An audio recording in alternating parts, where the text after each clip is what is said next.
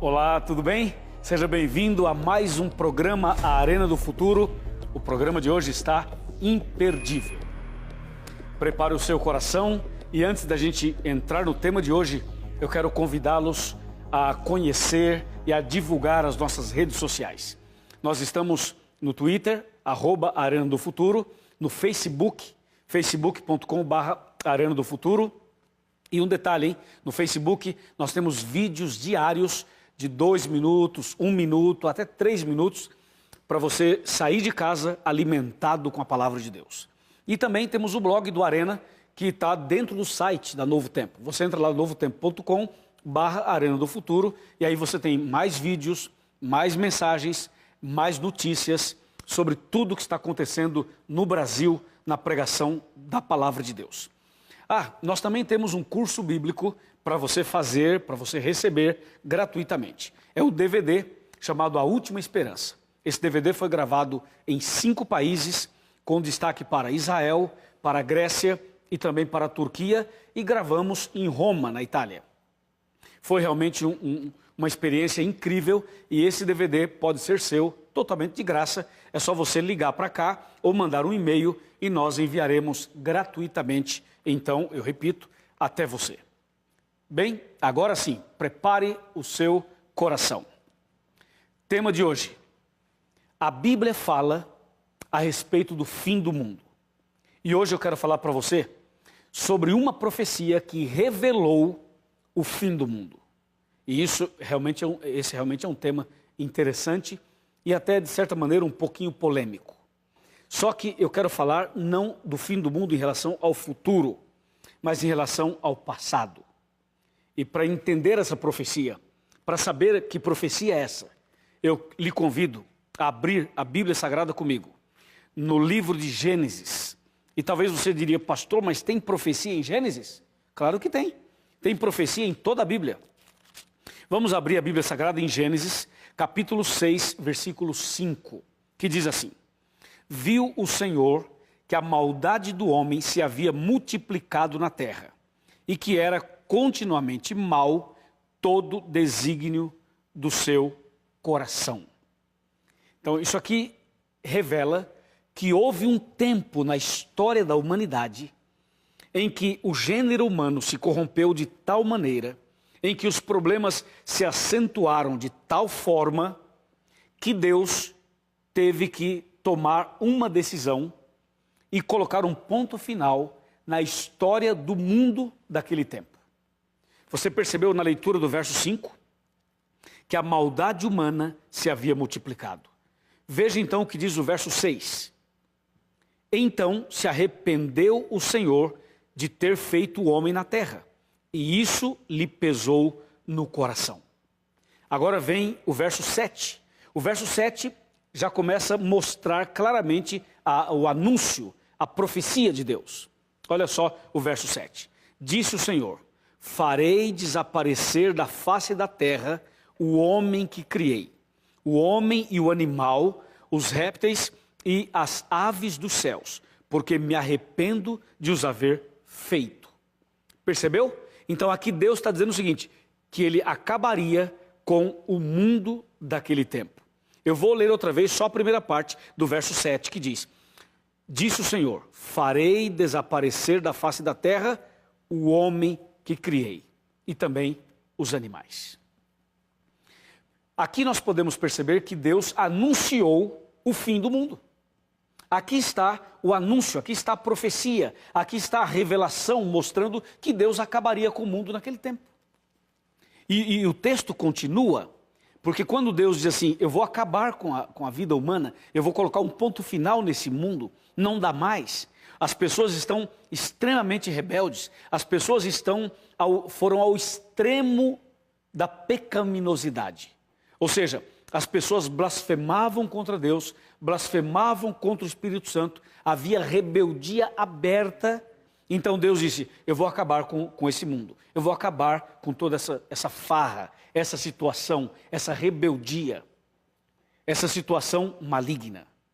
Então Deus olhou para a terra, para ver se achava alguém justo e fiel. Observe o que diz o versículo 8. Gênesis 6, verso 8. Porém, Noé achou graça diante do Senhor. Essa frase é incrível. Diante de todas as pessoas, Deus olhando para o planeta inteiro, a Bíblia diz, Noé achou graça diante de Deus. Ou seja, havia um homem justo, havia uma pessoa fiel, havia uma família que tinha o temor de Deus. Em meio a tanta rebeldia, em meio a tanta pecaminosidade, em meio a tantas coisas ruins, havia um homem e uma família que ainda conseguia manter os princípios da palavra de Deus. O texto bíblico continua e o verso 9 diz algo que me emociona e que vai emocionar a você. Quer ver? Observe. Eis a história de Noé. Noé era homem justo, íntegro entre os seus contemporâneos e Noé andava com Deus. Vejam, 3 características desse servo de Deus. Primeira, ele era justo. Segunda, era íntegro. E terceiro, andava com Deus. Então Deus, quando olhou para a terra e decidiu acabar com esse mundo, Deus viu um homem que era fiel, obediente e que tinha o temor de Deus no coração. Então, o que Deus fez? Deus chamou Noé, lhe deu o anúncio, lhe deu a profecia, lhe mostrou o plano e aí disse, Noé, nós vamos dar uma chance para as pessoas. As pessoas terão oportunidade de arrependimento e de salvação. As que desejarem serão salvas. As que não desejarem, então perderão a vida. Veja agora o que diz o versículo 12. Versículo 11 e o 12. A terra estava corrompida à vista de Deus e cheia de violência. Vem cá, entre nós aqui, entre nós dois. Será que isso somente existia ou existiu no tempo de Noé? Será que esse versículo não poderia ser aplicado hoje ao nosso mundo, às grandes cidades, às grandes metrópoles e também nas pequenas? Veja, vou ler outra vez.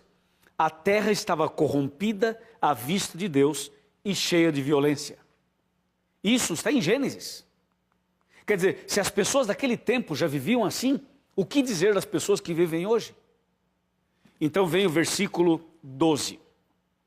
Viu Deus a terra, e eis que estava corrompida, porque todo ser vivente havia corrompido o seu caminho na terra. Número 13. Então disse Deus a Noé, resolvi dar cabo de toda a carne, porque a terra está cheia de violência dos homens. Eis que os farei perecer juntamente com a terra. Impressionante. Então Deus orienta Noé para que ele pudesse construir uma arca. E essa arca seria a chance de salvação para a família de Noé e para outras pessoas que desejassem e que tomassem esta decisão. Durante muito tempo, Noé trabalhou e construiu essa arca. Deus passou para ele todas as informações, deu as medidas, deu todos os detalhes, e esse servo fiel, esse homem justo, temente a Deus, construiu uma grande arca.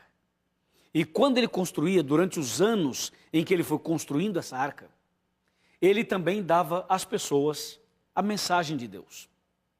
Ele dizia assim, atenção pessoal, eu estou fazendo essa arca porque em breve haverá um dilúvio. E Noé anunciava esse dilúvio e construía a arca. E dizia assim, entrem na arca porque é a única maneira de ser salvo. E durante todos esses anos, Noé fez todo o possível. E chamou a atenção das pessoas, e deu a mensagem, e deu o recado, e anunciou a profecia. Só que as pessoas não acreditaram. As pessoas até zombaram de Noé. Claro, se você olhar do ponto de vista humano, as pessoas tinham, entre aspas, um motivo para não crer em Noé. E qual era esse motivo, entre aspas? Era que naquele tempo não havia chovido. Durante todo aquele período, aquelas pessoas, não conheciam chuva. O que eles conheciam era uma pequena neblina que caía à noite ou caía de manhã um tipo de um orvalho que cobria a grama, cobria a terra, a relva.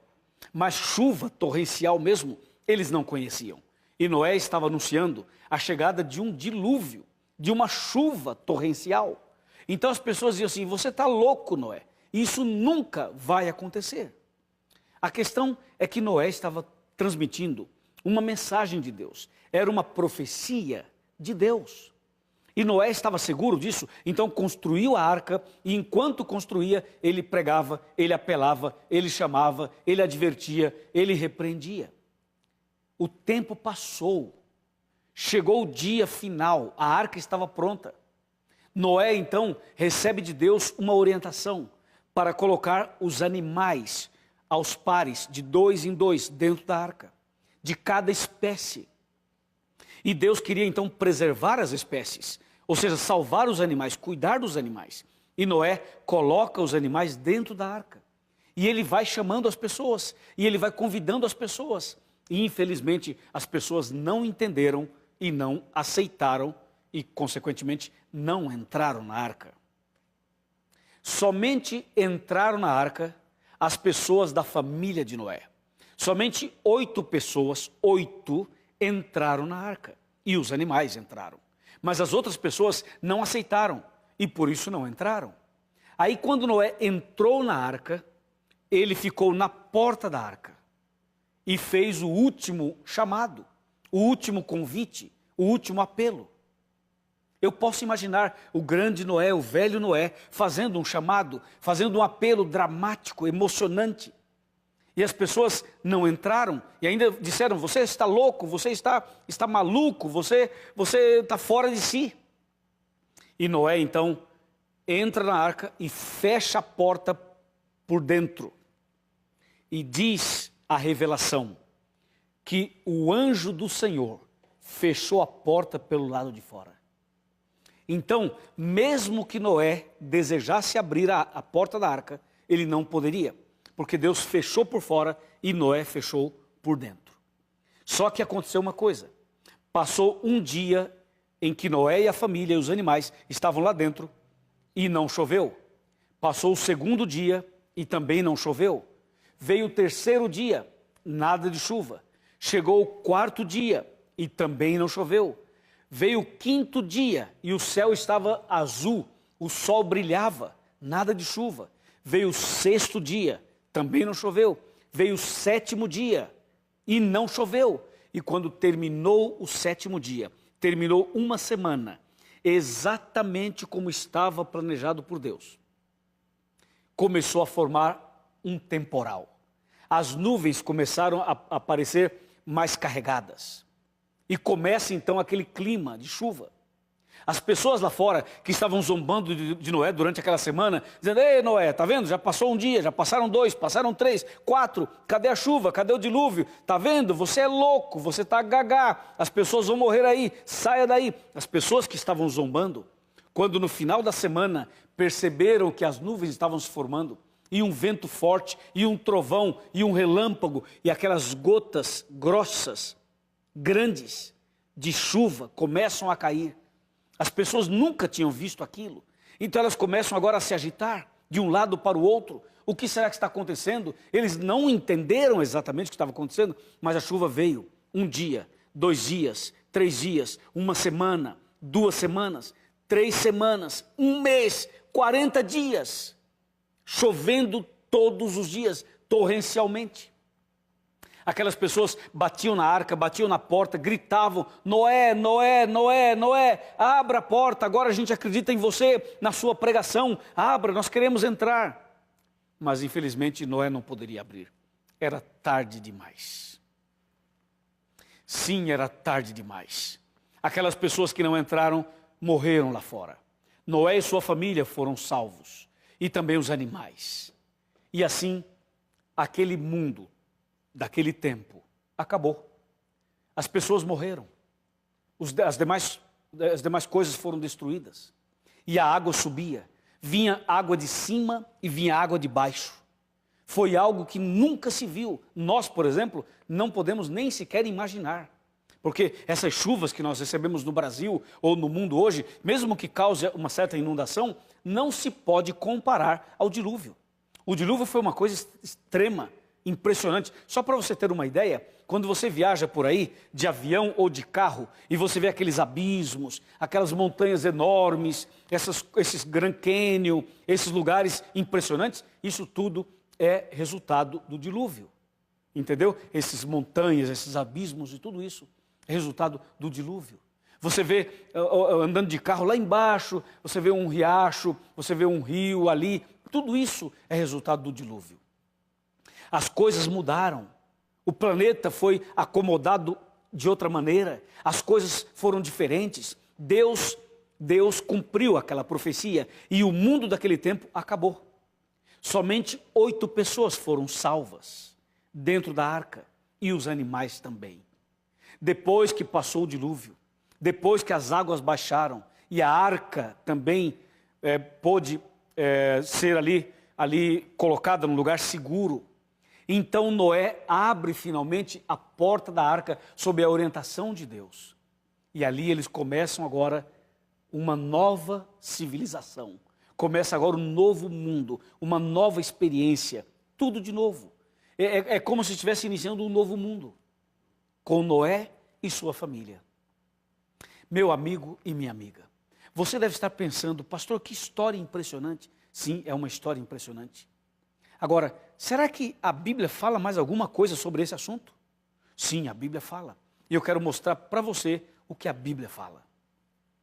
Nós vamos para o Novo Testamento. E no Novo Testamento, você vai perceber que a Bíblia continua falando sobre Noé e também sobre o que aconteceu naquele período do dilúvio. Abra sua Bíblia comigo em Mateus capítulo 24, versículo 37 em diante. Olha o 37. Pois assim como foi nos dias de Noé, também será a vinda do Filho do Homem. Então, vamos parar um pouquinho aqui. O que o evangelista Mateus está escrevendo? Ele está escrevendo que a mesma coisa que aconteceu nos dias de Noé, aconteceriam também, pouco antes da volta de Jesus. Detalhe, quando Noé falou ou falava do dilúvio, as pessoas não criam, porque o que Noé estava anunciando era algo que eles nunca haviam contemplado. Hoje, eu estou aqui falando que Jesus vai voltar. A Igreja Adventista do Sétimo Dia tem pregado que Jesus vai voltar. E tantos outros no mundo inteiro têm anunciado a volta de Jesus.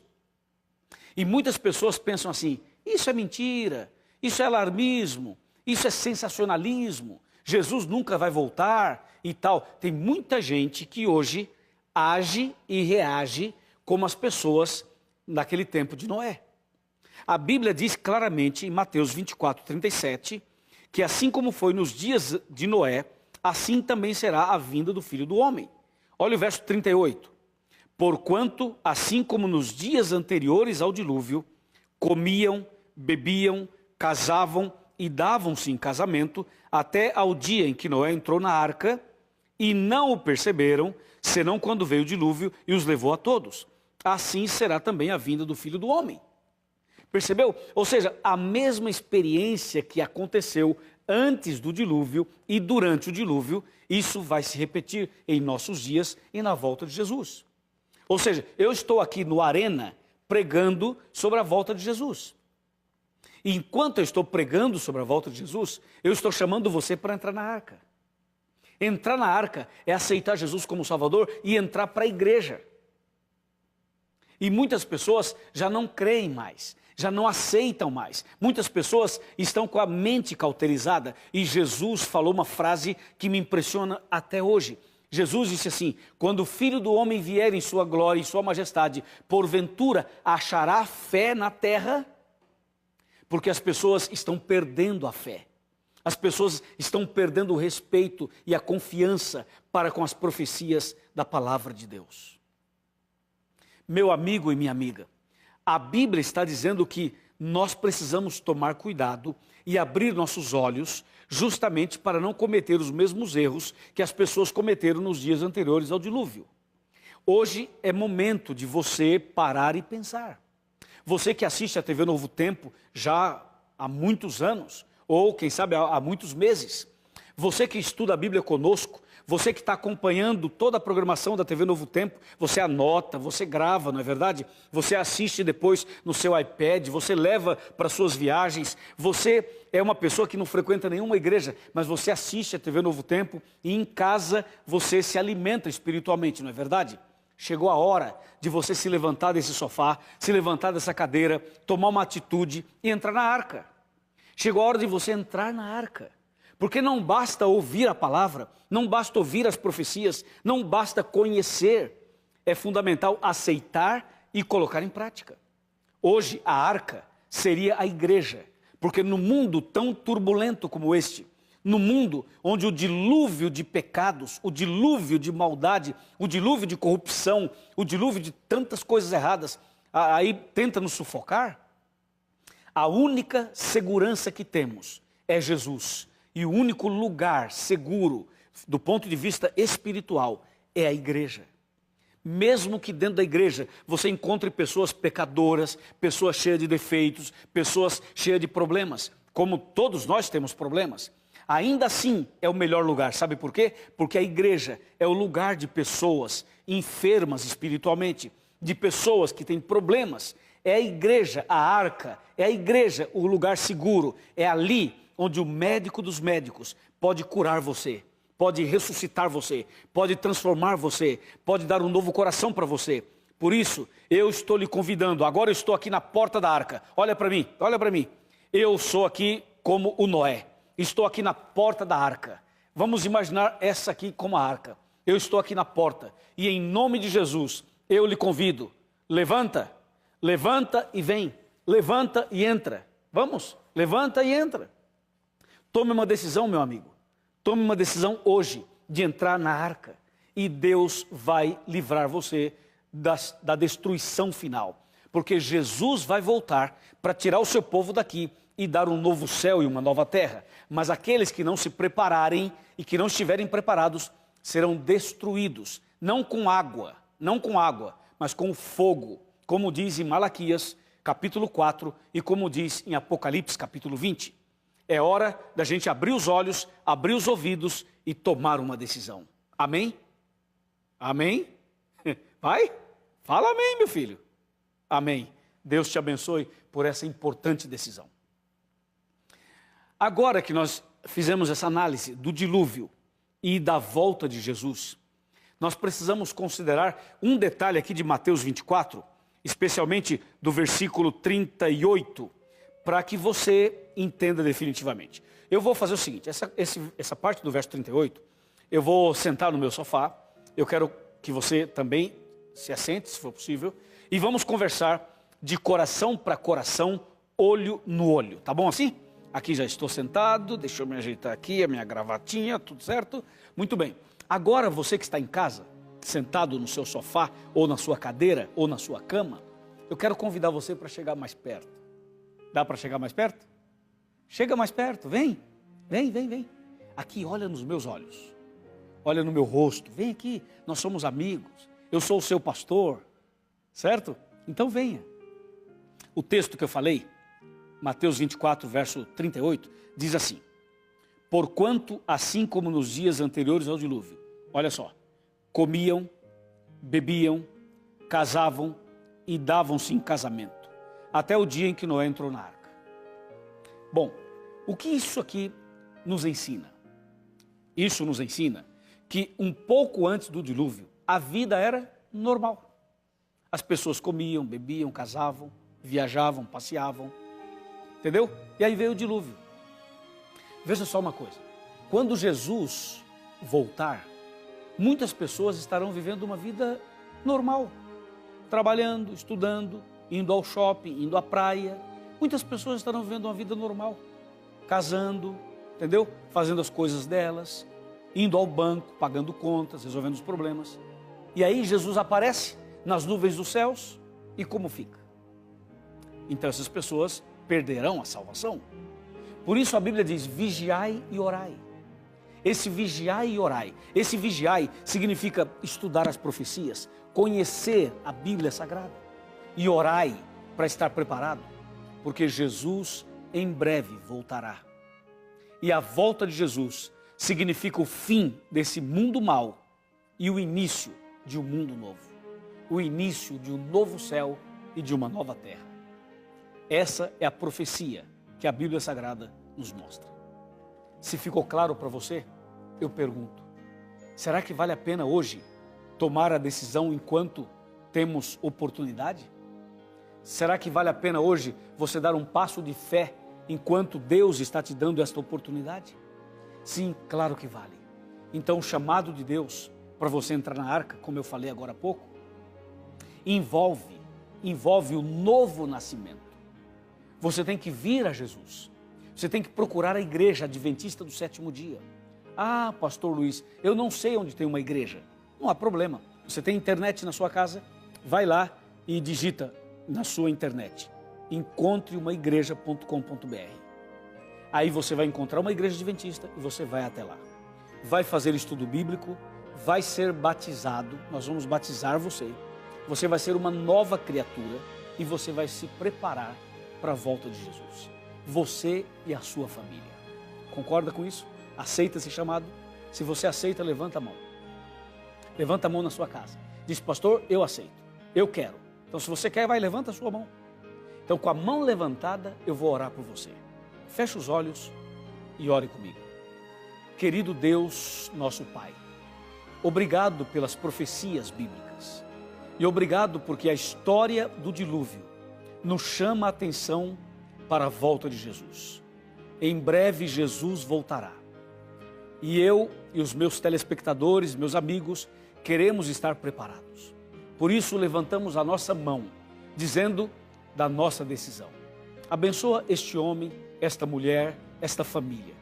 E que essa atitude de fé, essa decisão, seja realmente confirmada e selada pelo Senhor. É o nosso pedido, a nossa oração, em nome de Jesus. Amém.